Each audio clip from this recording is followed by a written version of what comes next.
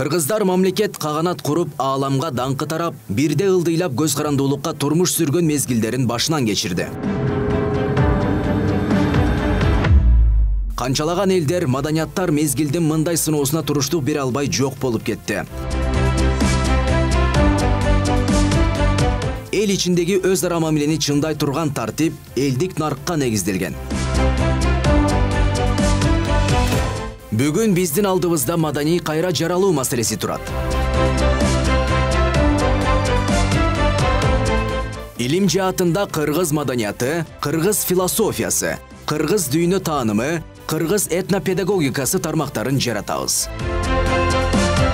Ата бабадан калган каада салтты, тарбия таалимди жаш муунга өткөрүп берүү биздин милдет. Биз кыргызстандыктар дүйнөлүк масштабда маданияттагы татыктуу ордубузду көрсөтөбүз.